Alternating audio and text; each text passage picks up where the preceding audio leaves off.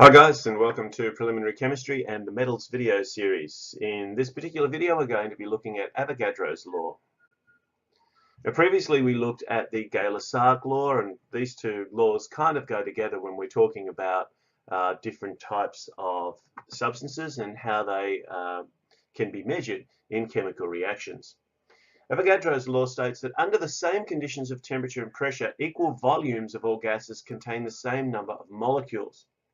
So if you remember from the Gay-Lussac law, we were looking at combining volumes. And the example I gave you, and that's Gay-Lussac. The example that I gave you was hydrogen gas combining with nitrogen gas to form ammonia. And we said that the ratio here was 3:1:2. What Avogadro's law is saying that if we have the same conditions of temperature and pressure, so let's say at standard temperature and pressure, equal volumes of all the gases will contain the same number of molecules. So if our Gay-Lussac law gives us 3 liters of hydrogen combining with 1 liter of nitrogen to form 2 liters of ammonia, then that means that the number of molecules will be 3 times as many for hydrogen as they are for nitrogen, and the number of nitrogen molecules will only be half as many as the number of ammonia molecules. Because equal volumes of gas contain equal number of particles at the same temperature and pressure, it follows that the equal volumes of gases also contain the same number of moles of gas. And of course, that's what makes the whole system work so nicely, because now I have my equation. I can talk about the fact that 3 moles of hydrogen react with 1 mole of nitrogen to form 2 moles of ammonia. Now, what this is leading us to is the importance of writing an equation, balancing the equation before you do your calculations. WBC. Write, then balance, and then do your calculations. So this is a sequence that we must go through. We need to write the equation first, so we need to make sure that we have the formulas correct. We can't just write H, we have to write H2. That's the correct form.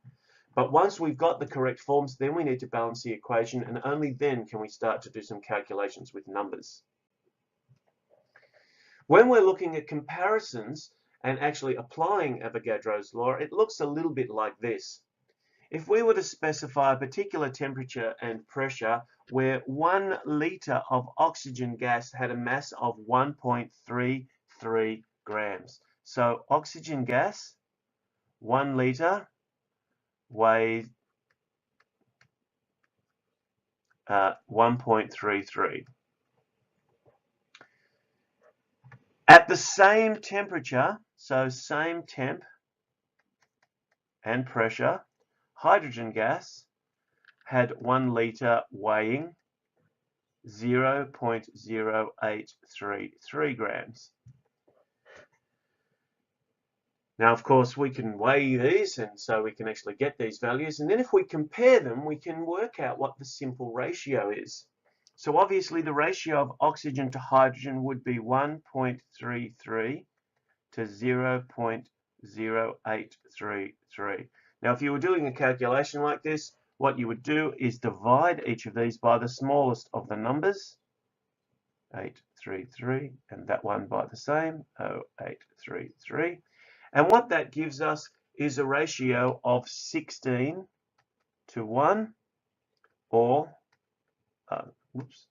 32:2.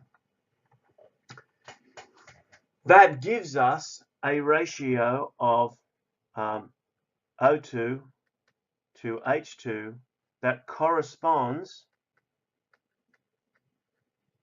to their atomic mass. So when we look in the periodic table, we know that oxygen has a value of 16. So O2 would be twice that. Hydrogen has a value of 1.008.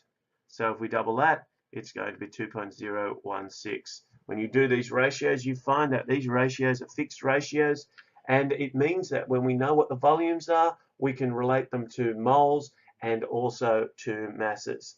This is very useful for us in doing calculations involving gases, where we can switch between moles, mass, and volume. And this is going to be useful as we carry out some calculations a little bit later and back in class. Thanks for watching.